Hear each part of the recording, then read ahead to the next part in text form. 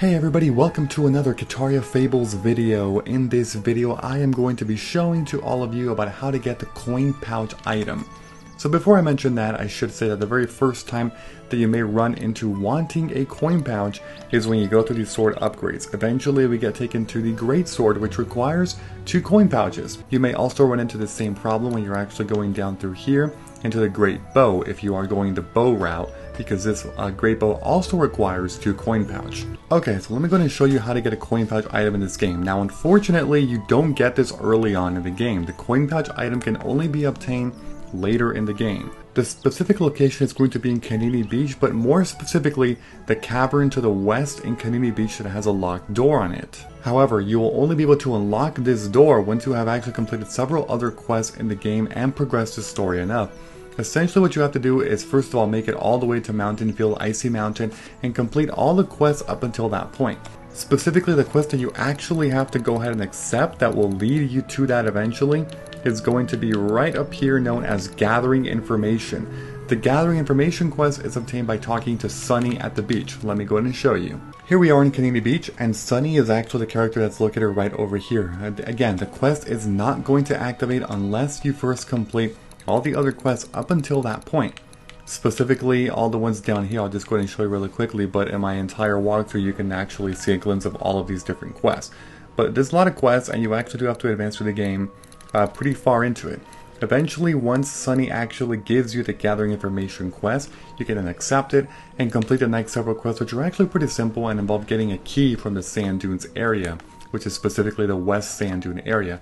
Once you obtain that key, you can then actually make it right over here into the west side, into this dungeon that will now be opened if you have the key. When you enter the Sea Cove first floor, you will see various different enemies. A lot of shield bugs that we've seen before, a couple of these treasure goblins that we've also seen before, but the one that you're actually looking for is this mini boss right over here. This is the key right here that has it, known as Greed.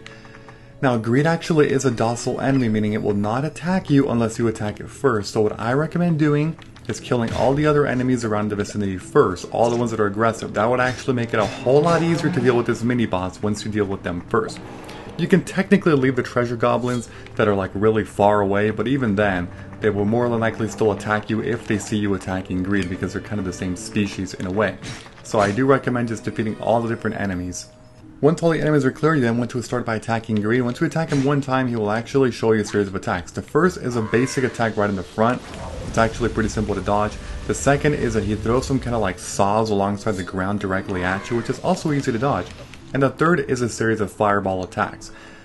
You will know when you are being attacked by the fireball attacks if you see a little red indicator next, like a red circle that's basically circling your character on the floor. When that's happening, move directly away from his line of sight, because the fireballs only go in a straight line.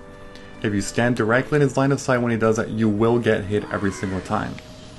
Now, when he does some kind of like a little animation, but there's no indicator of a red circle like that, it means that the saw attack is coming.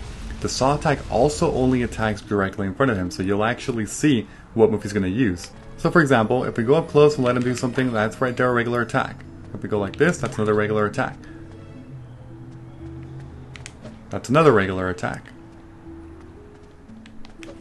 He's only doing regular attacks for now. That right there is the saw attack, as you can see, because he made a little animation, but there was no red circle surrounding me, so we know it was not the fireball attack. That's the fireball attack. Move away from his line of sight. And it's actually pretty simple to dodge. There it is again. You can also roll through all these attacks and you will not take damage. The roll is just that great of a technique in this game. But anyway, you want to obviously be attacking him while he's doing all this stuff. I was just showing you his attack pattern, but that's the only 3 attacks he actually has. That's the fireball attack right there. Pretty simple. There it is again. Not too difficult. So just keep pummeling him away when he's doing all his moves, and you should be getting him down in no time. Obviously I have the better sword right now, so I'll be doing more damage. So if you don't have the better sword, which obviously you won't because you're looking for the coin pouch item to have a better sword or bow, then it's going to take you a little longer, you'll be doing less damage, but the attack pattern and the dodging mechanic is still the same. That is not any harder. It's just that the battle is going to take a little bit more time, as you can see.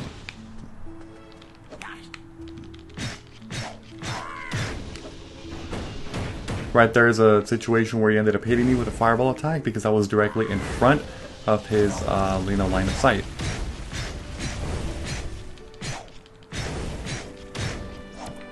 And there we go. He's down, and that right there is a coin pouch item. Now, obviously, my inventory is full, so if I just go ahead and, discard pretty much anything, like let's say I want to discard these vines, which are pretty bad items. It's right there, the coin pouch. And here is what it says. It says it's dropped by greed. It sells for 2,500 pot pennies, and more importantly, it is an important material for actually crafting your swords and bows that you actually want to get. And that's basically how you do it. This greed enemy will only spawn once a day. You cannot zone out and zone back in to make it spawn again. So if you want 2 for your sword or your bow, you actually have to defeat him once, go back to bed and sleep either at the Rivero Inn or your home in the farm, and then come back here again and do it all over again. You're going to have to clear the enemies out again in the vicinity, and then take out the greed boss once again. The item is a 100% guaranteed drop at least, so you do know that for sure.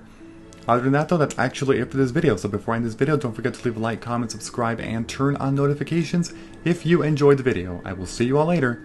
Bye-bye everyone. Have a great day.